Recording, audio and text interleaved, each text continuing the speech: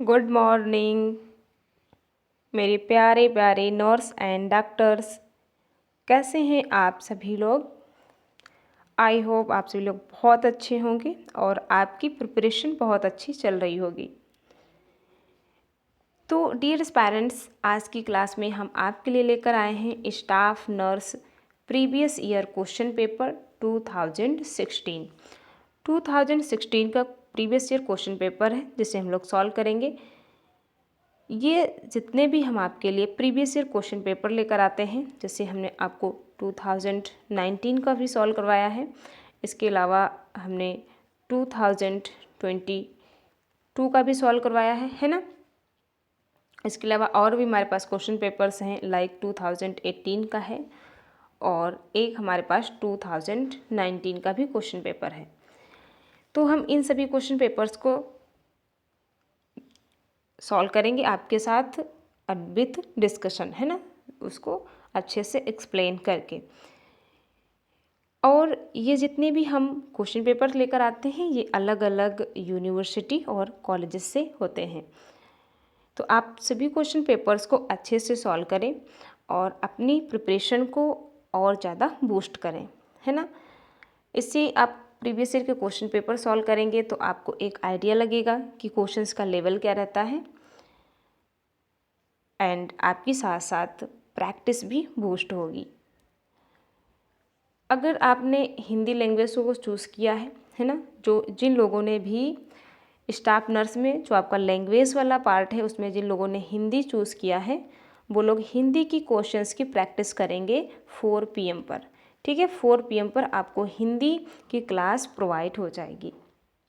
तो प्लीज़ आप हिंदी वाला भी अच्छे से उसके सारे क्वेश्चंस की प्रैक्टिस करें। चलिए नाउ स्टार्ट करते हैं। देखिए ये हमारे पास 2016 का क्वेश्चन पेपर है। काफ़ी पुराना क्वेश्चन पेपर है, तो बहुत स्टार्टिंग में आपसे यहाँ पर क्वेश्चन ओनली 100 क्वेश्चंस पूछे जाते थे, ठीक है, जो कि 100 मार्क्स के होते थे। अभी आपसे 170 क्वेश्चंस पूछे जाएंगे।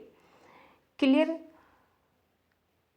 तो देखिए कि आपको विजिबल है सारी चीज़ें बताना। विच is the most abundant tissue with in human body. Human body में मोस्ट अबंडेंट टिश्यू कौन से हैं, है ना। Epithelial tissue, connective tissue, neuron या फिर मसल, इनमें से कौन से टिश्यू सबसे ज़्यादा हमारी बॉडी का पार्ट बनाते हैं। सो आई होप आपको सारी चीज़ें अच्छे से विजिबल नहीं होंगी, है ना। ये आपका प्रीवियस ईयर का क्वेश्चन पेपर है। देखिए क्या आपको सारी चीज़ें विजिबल हैं, आप बता सकते हैं एक बार। अगर नहीं विजिबल है तो हम इसको PDF से भी कर सकते हैं।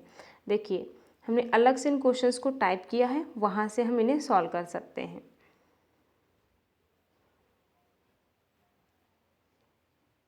जो क्वेश्चंस आपने अभी प्रीवियस ईयर पेपर में देखे थे वही क्वेश्चन सारे हमने यहाँ पर अच्छे से टाइप किए हैं, जिससे आपको एक बेहतरीन तरीके से एक्सप्लेन कर सकें और आप भी चीज़ों को अच्छे से सॉल्व कर पाएँ।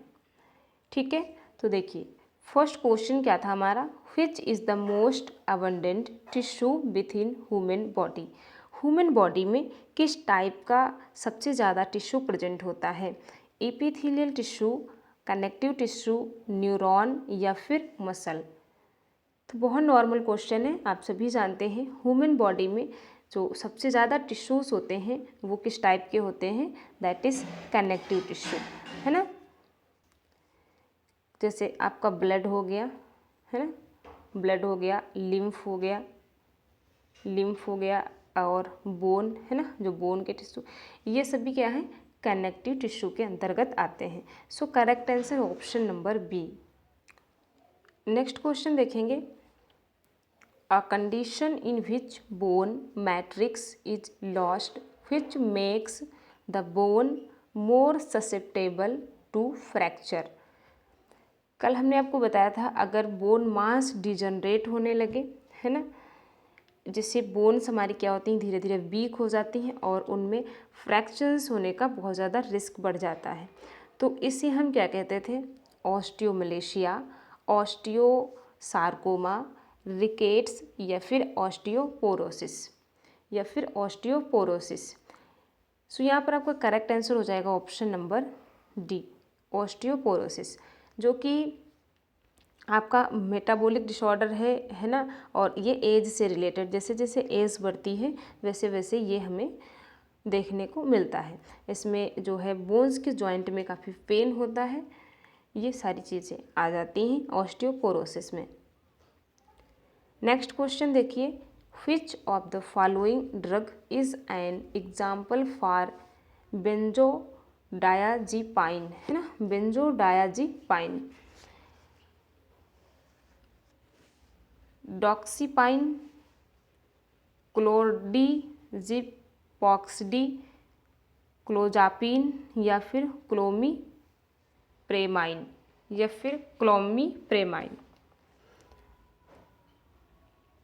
सो यहाँ पर आपका करेक्ट आंसर क्या हो जाएगा, that is option number B.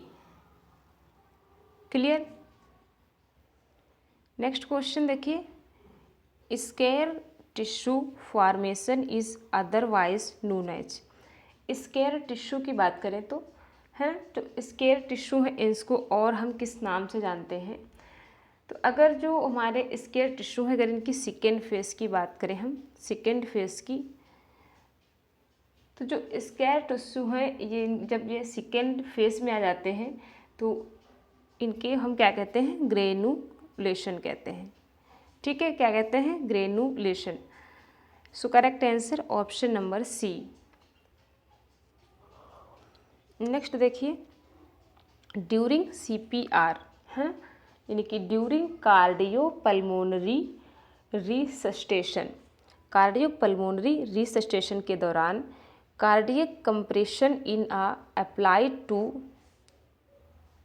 Apply to half way between sternum and left nipple, lower half of sternum, area under the left nipple या फिर अपर हाफ ऑफ स्टर्नम। तो जब हम CPR करते हैं किसी भी पेशेंट का, है ना, CPR, तो उस दौरान जब हम कार्डियक जो है ना, कार्डियक पे क्या करते हैं, कंप्रेस करते हैं, उससे नीचे की तरफ काफ़ी फोर्सफुली उसको प्रेस करते हैं ना, ये रिपीटेडली कई बार करते हैं। तो इस दौरान जो है हमारा हैंड कहाँ पर होता है और हम इसको कहाँ करते हैं, बताइए। लोअर हाफ ऑफ स्टर्नम, है ना, एक हाथ हम कहाँ रखते हैं, यहाँ पे लोअर हाफ ऑफ स्टर्नम, और फिर यहाँ पर दूसरे हाथ से इसको लॉक करके फिर यहीं से कंप्रेस करते हैं। तो यहाँ पर करेक्ट आंसर क्या हो जाएगा, option number B. Next question देखिए, the greatest danger of hyperkalemia is. Hyperkalemia का इसमें से कौन सा सबसे ग्रेटेस्ट डेंजर हमको देखने को मिल सकता है, टिटेनी, ओवरलोड, कार्डियक अरेस्ट या फिर पॉलीयूरिया।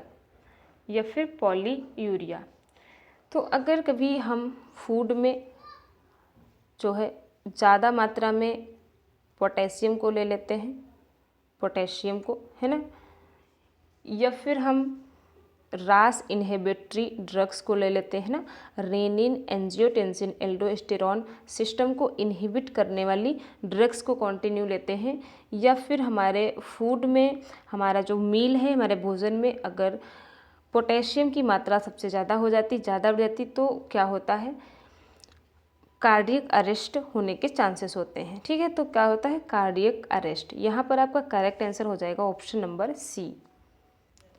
नेक्स्ट क्वेश्चन देखिए, which statement is false regarding Japanese encephalitis. अच्छा, अगर बात करें जापानीज इंसेफेलाइटिस तो इसके रिगार्डिंग यहाँ पर आपको फॉल्स स्टेटमेंट चूज़ करना है। It is bacterial encephalitis, it is transmitted by culicine mosquito, it is a mosquito borne encephalitis, it is caused by flavivirus। तो देखिए यहाँ पर आपको दो कंट्रास्टिक कैरेक्टर्स दिए गए हैं। It is caused by flavivirus, it is a bacterial encephalitis, है ना। तो ये दोनों तो हमारे आंसर करेक्ट हुए ना। यहाँ से हमारा कोई एक फॉल्स स्टेटमेंट हो सकता है। तो अगर जो बात करें हम जापानीज़ इंसेफेलाइटिस की, तो ये फ्लेबी वायरस के थ्रू होता है। तो ये क्या है, एक वायरल डिजीज़ है जो कि क्यूलीसीन मॉस्किटो के थ्रू स्प्रेड होती है, या इसका मॉस्किटो वेक्टर होता है। सो यहाँ पर करेक्ट आंसर क्या हो जाएगा, ऑप्शन नंबर ए, क्योंकि यहाँ पर आपसे फॉल्स पूछा गया है। चलिए नेक्स्ट देखिए, अगला क्वेश्चन क्या है, while caring a patient after pneumonectomy which is the most applicable one, है ना।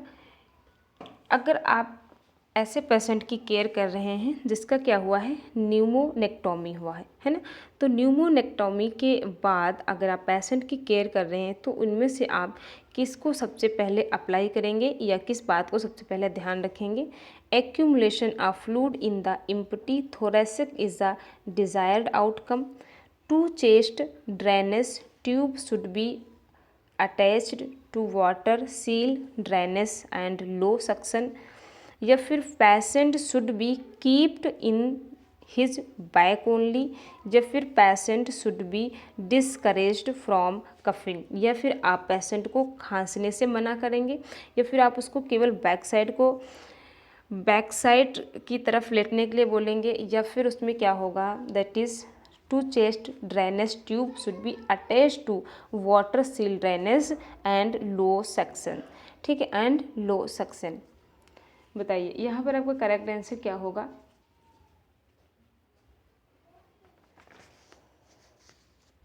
That is option number B, है ना। Option number B is correct.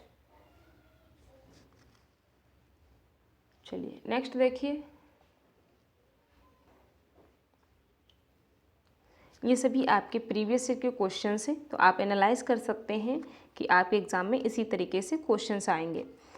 Actions which halts the progress of a disease at its initial stage, management and prevention of complication is termed as primary prevention, tertiary prevention, secondary prevention या फिर rehabilitation।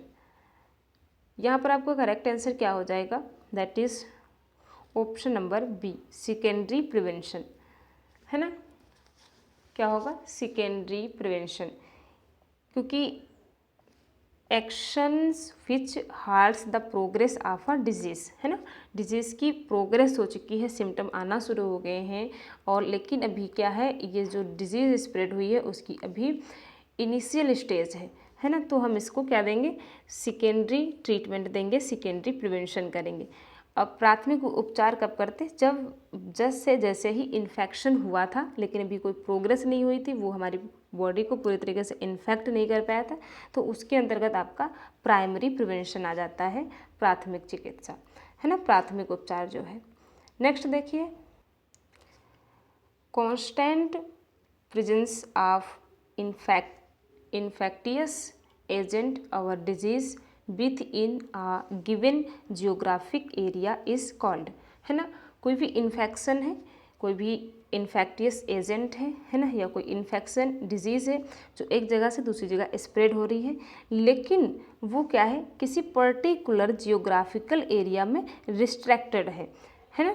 तो इसे हम क्या कहते हैं, epidemic, pandemic, sporadic या फिर endemic.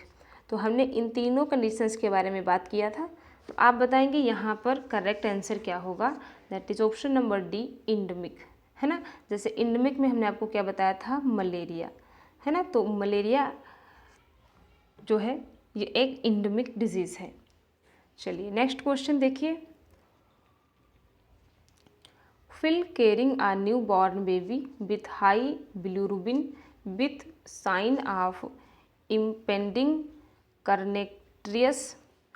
कर्निटेरस nurse primary observation should be for, primary observation should be for, है ना। अगर जो नवजात शिशु है, जो न्यू बॉर्न बेबी है, इसमें अगर बिलिरुबिन एक्सेस होने लगा है ना, बिलिरुबिन की मात्रा बहुत ज़्यादा है इसके ब्लड में, और उसके साथ साथ उसे क्या है जो है इम्पेंडिंग कार्निटिक्स के सिम्टम्स देखने को मिल रहे हैं, तो फिर आप उसको सबसे पहले क्या करेंगे, क्या देखेंगे उसमें, नर्स प्राइमरी ऑब्जर्वेशन है ना, should be for lethargy and loss of motor reflex, cyanosis and respiratory distress, rapid pulse and diaphoresis, या फिर वॉमिटिंग एंड डायरिया। तो अगर हम बात करें इसकी कर्निक टेरस की है ना, जो कर्निक टेरस इम्पेंडिंग है, तो ये एक न्यूरोलॉजिकल डिसऑर्डर है ना, लेकिन ये बहुत हमें रेयर चांसेस में देखने को मिलता है।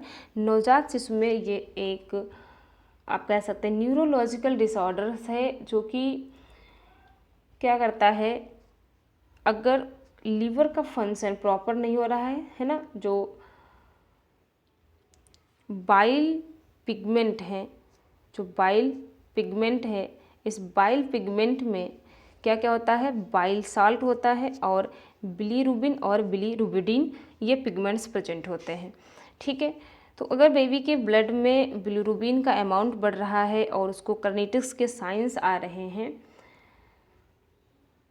तो ये एक न्यूरोलॉजिकल डिसऑर्डर है, जिसमें मस्कुलर स्पाम हो सकता है, फीवर एंड वोमिटिंग हो सकती है ना, और जो न्यू बॉर्न बेबी है इसमें आपको पुअर फीडिंग देखने को मिलेगी, है ना, वो अच्छे से माँ का जो है मिल्क फीडिंग नहीं करेगा, है ना, और लैक ऑफ एनर्जी, लेथार्जी हो जाएगी, क्योंकि पुअर फीडिंग है तो लेथार्जी तो होना नॉर्मल बात है ना, तो यहाँ पर लेथार्जी उसको देखने को मिलेगी। और क्या होगा, ब्रेन में जो है इसका एक्यूमुलेशन हो सकता है, ये जो हाई अमाउंट में बिलिरुबिन का फॉर्मेशन हो रहा है। ठीक है, तो ये सारे साइन उस न्यूबॉर्न बेबी में देखने को मिलेंगे। सो यहाँ पर आपका करेक्ट आंसर क्या हो जाएगा, lethargy and loss of motor reflex, जिसको हम मस्कुलर स्पाम कह देते हैं। So correct answer option number A. Next question देखिए, which of the following symptoms are expected in complete heart block? Complete heart block: hypertension, heart rate 60 per minute, increased pulse pressure, hypertension, heart rate 100 per minute, chest pain, syncope, hypotension and ventricular rate of 40 per minute, hypertension, convulsions, heart rate 100 पर minute. तो अगर completely heart block हो गया है ना, completely heart block हो गया है, तो आपको एक्सपेक्टेड क्या सिम्टम्स देखने को मिलेंगे, that is option number A is correct. Hypertension, heart rate बहुत ज़्यादा डिक्रीज हो जाएगी, है ना, जो 60 पर मिनट आप लोग को देखने को मिलेगी, और जो पल्स प्रेशर होगा वो इंक्रीज्ड हो जाएगा। सो करेक्ट आंसर ऑप्शन नंबर ए। तो अगर हम यहाँ पर बात करें बीपी की, तो ये आपका जो ब्लड प्रेशर है वो काफ़ी इंक्रीज हो जाएगा। चलिए नेक्स्ट क्वेश्चन देखिए, क्वेश्चन नंबर 13। क्वेश्चन नंबर 13 क्या है, which of the following condition in pregnancy most likely can cause abruption placenta, है ना। बहुत सारी जो प्रेग्नेंट फीमेल्स हैं उनमें मोस्ट ऑफ चांसेस होते हैं प्लेसेंटा के एब्रप्शन होने के। तो क्यों, heart disease, chronic hypertension, drug addiction, या फिर हाइपरथायरॉयडिज्म, इनमें से किसके कारण जो है एब्रप्शन ऑफ प्लेसेंटा हो जाता है ना, जो प्लेसेंटा है उसका एब्रप्शन हो जाता है। तो यहाँ पर आपका करेक्ट आंसर हो जाएगा option number B, chronic hypertension के कारण। Option number B is correct. Next देखिए, inactivated polio vaccine is otherwise known as. Inactivated polio vaccine को और हम किस नाम से जानते हैं, तो इसे हम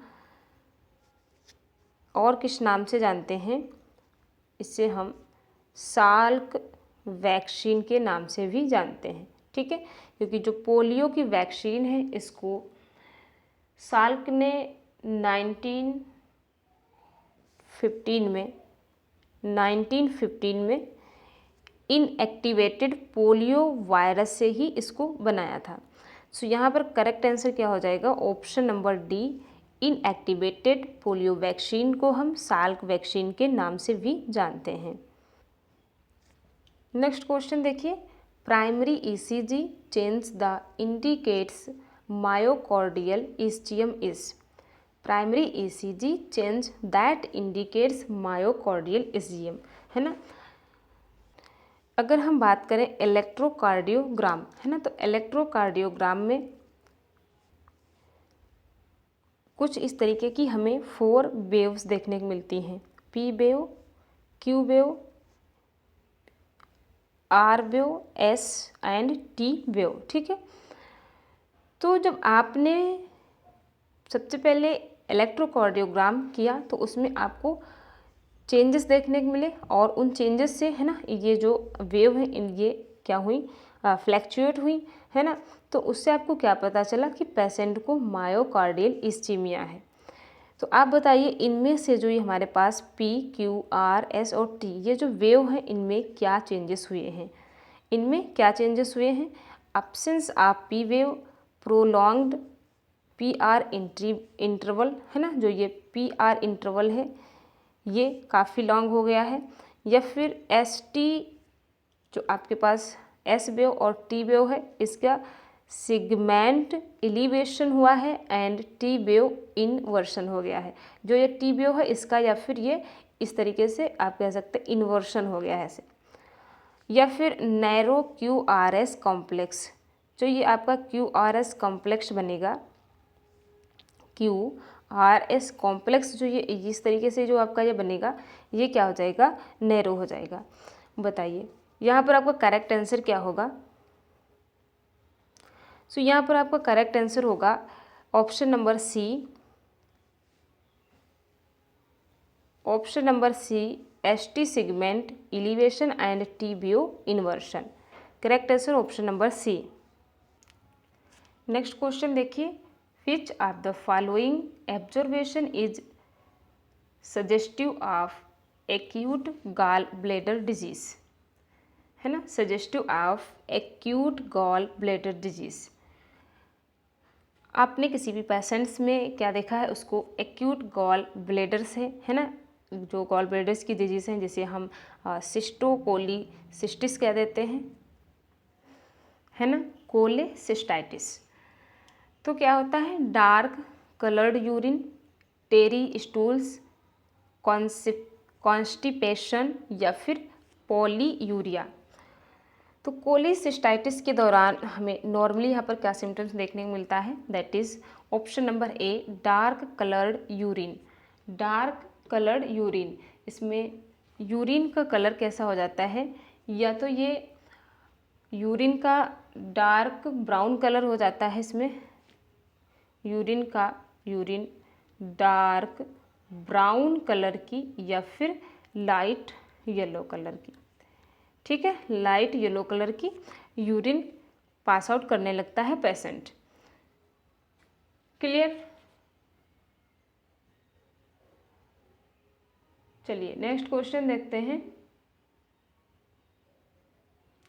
और इसमें पेशेंट को यूरिन पास आउट करने में पेन भी होता है, और इसके साथ साथ जो हमारा लीवर है ये राइट साइड प्रेजेंट होता है ना, एब्डोमिनल कैविटी की अगर बात करें तो ये राइट साइड प्रेजेंट होता है, राइट साइड प्रेजेंट होता है, जिससे एब्डोमिनल पेन होता है, और ये पेन शोल्डर की तरफ काफ़ी तेज़ पेन होता है। तो एक्यूट गॉल ब्लैडर में ये सारे सिम्टम्स देखने को मिलते हैं। नेक्स्ट क्वेश्चन देखिए, the most prominent feature in catatonic schizophrenia are. Catatonic schizophrenia क्या है, ये एक मेंटल डिसऑर्डर है ना, ये एक मेंटल डिसऑर्डर है जिसमें जो स्ट्राइकिंग हो जाती है किसकी, मोटर नर्व्स की। मोटर नर्व्स की क्या होती है, स्ट्राइकिंग, यानी कि striking motor behaviour, striking motor behaviour. ठीक है, तो यहाँ पर क्या करेक्ट हो जाएगा आपको, देखिए delusion, hallucination, motor and volition disturbance, silly giggling. So यहाँ पर आपका करेक्ट आंसर हो जाएगा that is option number C. Option number C is correct. चलिए नेक्स्ट देखिए, highly malignant rapidly growing tumour of cerebellum seen in children, astrocytoma, medulloblastoma, meningioma या फिर एपेंडिमोमा। जो चिल्ड्रेन है ना, चिल्ड्रेन का जो हाइंड ब्रेन है, ठीक है, हाइंड ब्रेन में क्या क्या प्रेजेंट है, 2 सेरिबेलम लोब प्रेजेंट होते हैं जिनको पॉन्स वेंट्रली कनेक्ट करता है, और इसके अलावा नीचे की तरफ क्या प्रेजेंट होता है, मेड्यूला ऑब्लंगाटा, है ना, यही फोरामेन मैग्नम से पास होकर स्पाइनल कॉर्ड बना लेता है। तो कभी अगर चिल्ड्रेंस में जो है सेरिबेलम में ट्यूमर हो जाए, है ना, जो सेरिबेलम की जो हमारे ब्रेन की सेल्स हैं ये एबनॉर्मली डिवीज़न करने लगे, एबनॉर्मली ग्रो करने लगे, तो इससे क्या होता है, एक ट्यूमर कॉज हो जाता है ना। जो 4 to 9 ईयर्स के बॉयज़ होते हैं, 4 to 9 ईयर्स के जो बॉयज़ होते हैं उनमें ये मोस्ट कॉमन देखने को मिलता है कंपेयर टू गर्ल्स। ठीक है, तो इस कैंसर को या इस ट्यूमर को हम क्या कहते हैं, एस्ट्रोसाइटोमा, मेड्यूलोब्लास्टोमा, मेनेंजियोमा या फिर इपेंडिमोमा। सो यहाँ पर आपका करेक्ट आंसर हो जाएगा ऑप्शन नंबर बी, मेड्यूलोब्लास्टोमा इसे कहते हैं। नेक्स्ट क्वेश्चन देखिए, national mental health policy was formulated in the year, है ना। अगर हम बात करें NMH पॉलिसी की, तो ये पॉलिसी कब फार्मूलेटेड हुई थी, 1982 में, 1985 में, 1987 या फिर 1912 में। तो यहाँ पर आपका करेक्ट आंसर हो जाएगा ऑप्शन नंबर ए, 1982। नेक्स्ट देखिए question number 20। Question number 20, primary goal in the nursing management of cervical spine injury will be prevention of spinal shock, pain relief, reorientation to reality, maintenance of respiration। तो यहाँ पर आपका correct answer क्या हो जाएगा, option number A, prevention of spinal shock. Next देखिए,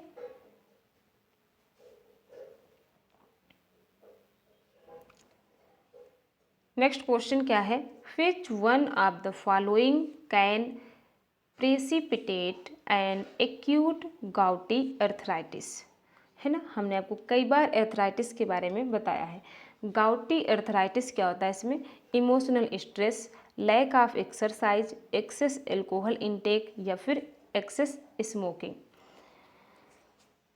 जब 2 bones के जॉइंट के बीच में यहाँ पर क्या होता है, साइनोवियल फ्लूइड भरा होता है और ये एक मेम्ब्रेन से कवर होते हैं, है ना।